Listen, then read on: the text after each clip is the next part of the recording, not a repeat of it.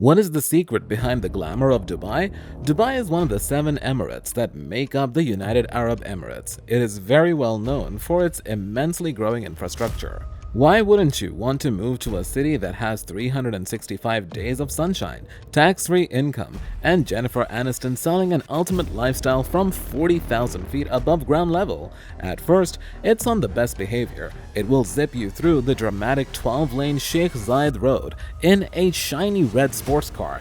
It will then acquaint you with the world's tallest building, Burj Khalifa. But during all this, the real Dubai will stay hidden until you move in.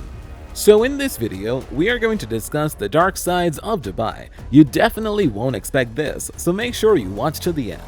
Beneath Dubai's veneer of progress, however, something is very wrong, with about 90% of UAE's over 9 million strong population consisting of foreign nationals, most of whom are low-wage and semi-skilled workers from Africa, Asia, and elsewhere in the Middle East. The country's economy is heavily dependent on migrant workers.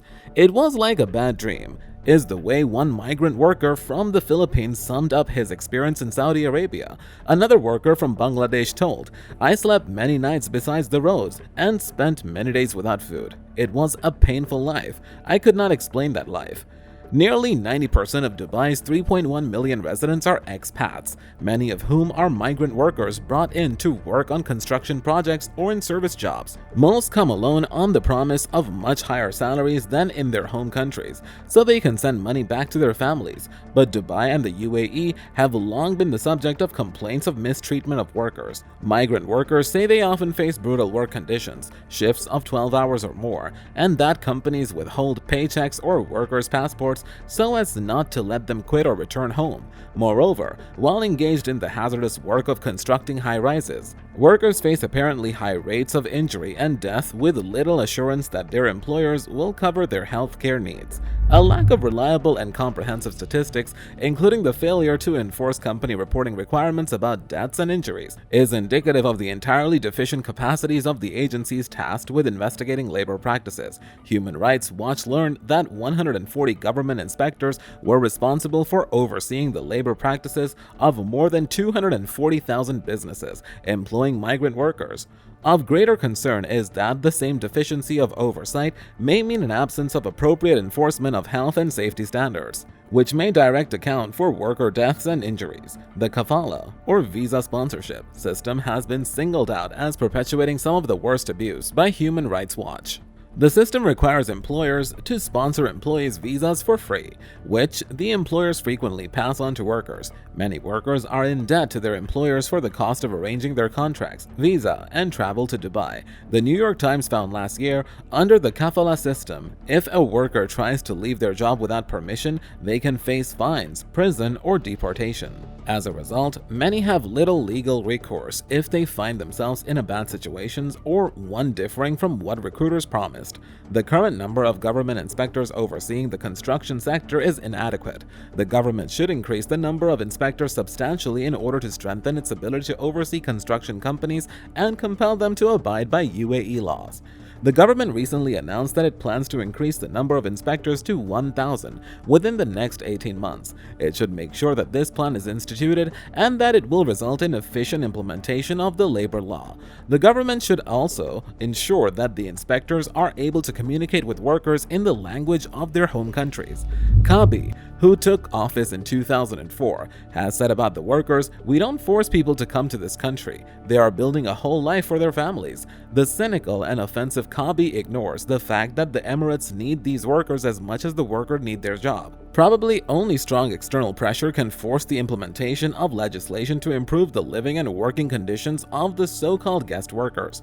Without that, the only alternative is a revolution in people's attitudes and priorities, so that citizens will treat non-citizens as equal and brothers. However, such a revolution is extremely unlikely to take place in isolation, without a political, economic, and social revolution of some sort to accompany it. There is a huge dependence on migrant workers who have employment terms that are no different than indentured servitude. Sarah Lee Whitson, the director of the Middle East and North Africa division of Human Rights Watch, an advocacy group that documents abuses of migrant workers, told the New York Times last year, "This is a system that's put in place to entrap workers. UAE law prohibits employers from working with agencies that charge workers recruiting fees, but neither the UAE government nor TDIC, a government-owned development company, and their international partners have acted to ensure compliance with the law, and workers employed by the construction companies that are working on Saadiyat Island continue to bear this unlawful, unjust burden on their livelihood. Because they are often already highly indebted upon arrival in the UAE, many workers have virtually no power to bargain over the terms of the official UAE work contracts their corporate employers require them to sign upon arrival in the UAE. Many workers, often illiterate, did not even understand the terms of these new contracts. Workers said that upon arrival in the UAE, representatives of construction companies told them to sign contracts in Arabic and English, languages most of them could not understand. Without explaining the terms of the contracts, workers were not given a copy of these contracts, as required by UAE law. Some workers say company representatives told them to put their fingerprints on black pieces of paper, possibly in lieu of signing contracts. After signing these contracts, many of the workers on Saadiyat Island discovered that their salaries in the UAE were as little as 50% of what the agency in their home countries had promised, and that their overtime pay, vacation days, and other benefits were also greatly reduced. Abu Dhabi City, in the Emirate of Abu Dhabi, is the capital and the largest city of the Federation. The Emirate of Abu Dhabi covers 70% of the UAE land area and controls 94% of the country's oil reserves. The UAE, in turn, has 8% of the world's proven crude oil reserves and 5% of its natural gas. In 2006, the Ministry of Economy placed Abu Dhabi's population at 33% of the UAE total, a figure of up to 1.85 million people in 2007.